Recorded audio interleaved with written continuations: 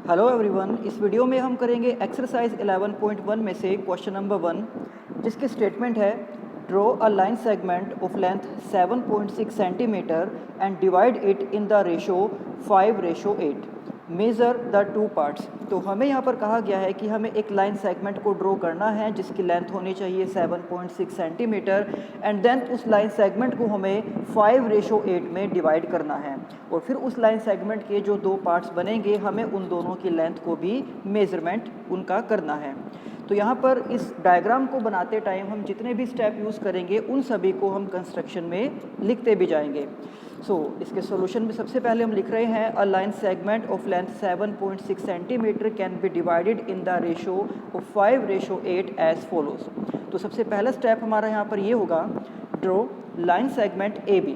तो यहाँ पर उस लाइन सेगमेंट को अपनी तरफ से हम नाम दे रहे हैं A B of 7.6 centimetre and draw a ray A X making an acute angle with the line segment A B.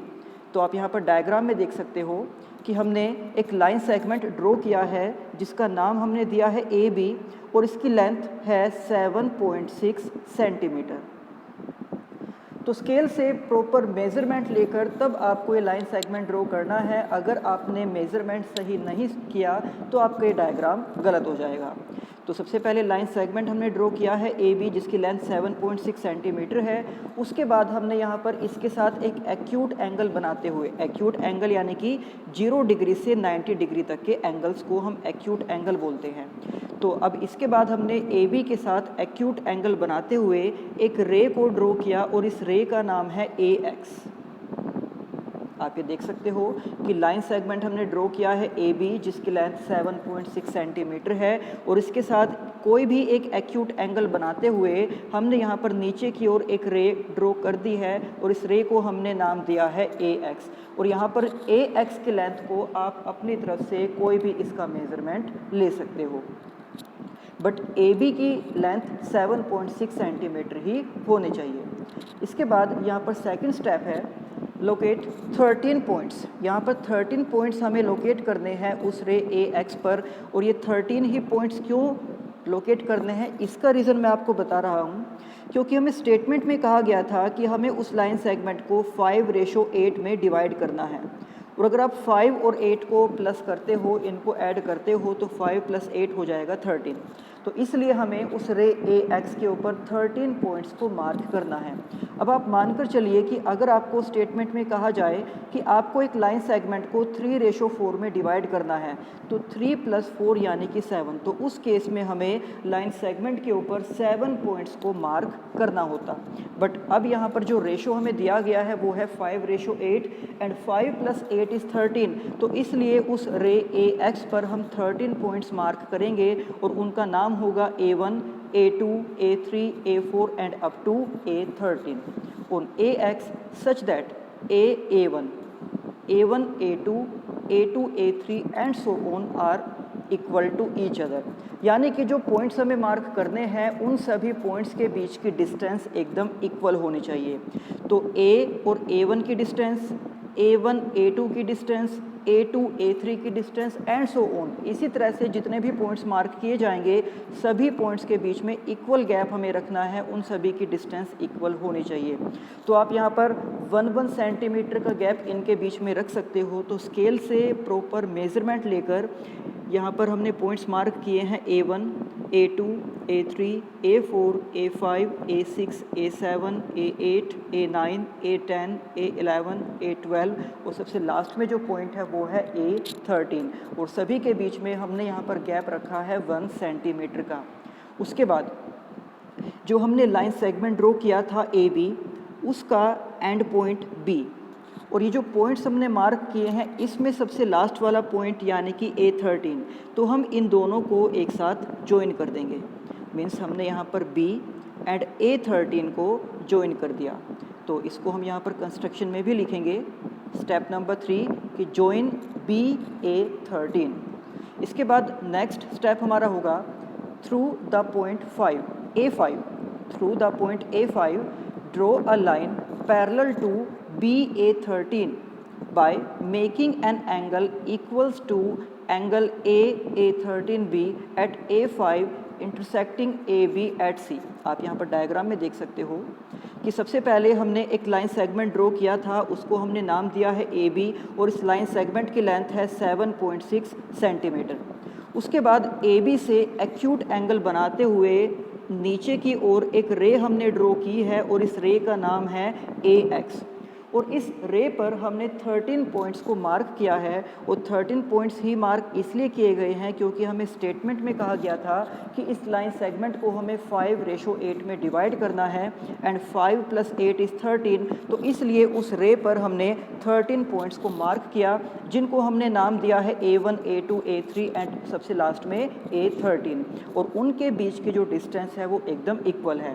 उसके बाद B से A13 को ज्वाइन किया गया था और अब हमें यहाँ पर इसके पैरेलल आप देख सकते हो कि ये जब हमने इनको ज्वाइन किया यानी कि B और A13 को जब हमने ज्वाइन किया तो इसी लाइन के पैरेलल एक दूसरी लाइन हमें ड्रॉ करनी है पॉइंट A5 से।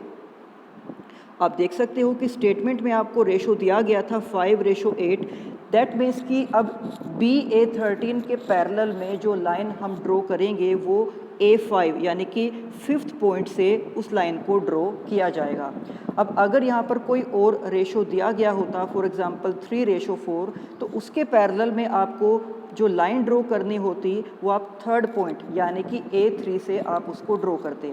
बट अभी हमारा जो रेशो है वो 5:8 है, इसलिए हम A5 से एक लाइन को ड्रॉ करेंगे और ये लाइन और ये लाइन ये दोनों एक दूसरे के पैरेलल होने चाहिए।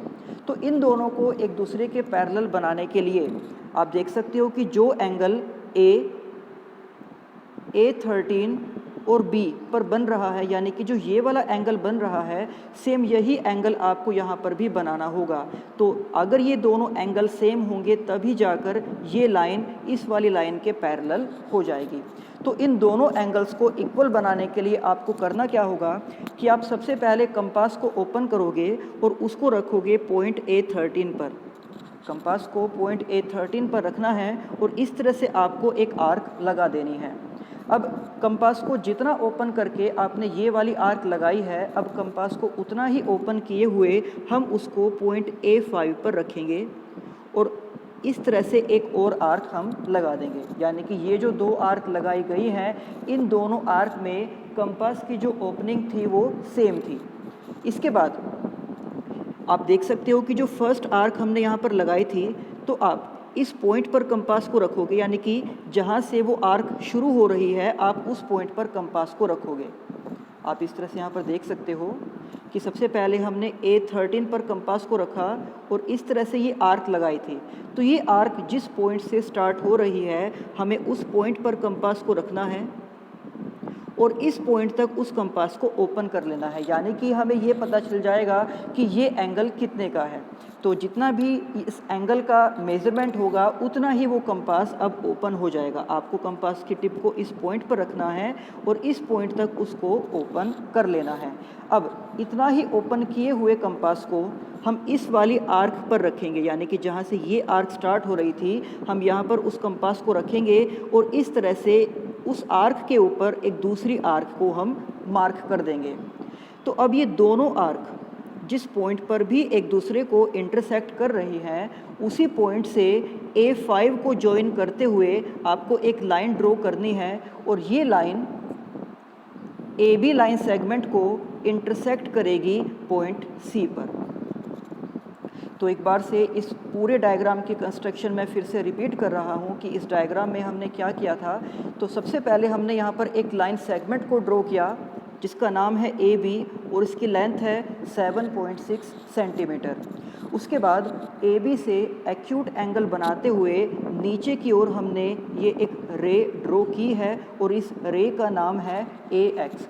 तो जैसे कि स्टेटमेंट में हमें कहा गया था कि हमें उस लाइन सेगमेंट को 5:8 में डिवाइड करना है एंड 5 + 8 = 13। तो हमने इस रे को 13 पॉइंट्स में डिवाइड किया यानी कि हमने यहाँ पर 13 पॉइंट्स मार्क किए हैं और उन सभी पॉइंट्स के बीच की जो डिस्टेंस है वो बिल्कुल इक्वल है।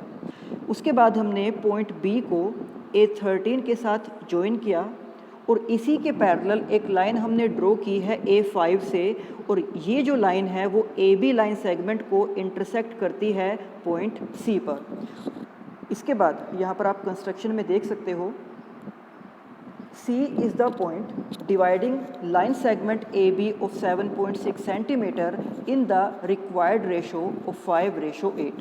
तो अब उस लाइन सेगमेंट AB पर जो पॉइंट C आया है वो पॉइंट उस लाइन सेगमेंट AB को दो पार्ट्स में डिवाइड करता है। फर्स्ट पार्ट है AC और सेकंड पार्ट है BC, और इन दोनों का रेशो वही होगा जो हमें स्टेटमेंट में दिया गया था, यानी कि 5:8। और अब अगर हम स्केल से इन दोनों पार्ट्स की लेंथ को मेज़र करके देखते हैं तो फर्स्ट पार्ट की लेंथ होगी 2.9 सेंटीमीटर, यानी कि AC इक्वल्स टू 2.9 सेंटीमीटर। और इसका जो दूसरा पार्ट है यानी कि जो BC है, या फिर आप इसको CB भी कह सकते हो, इसकी लेंथ हो जाएगी 4.7 सेंटीमीटर।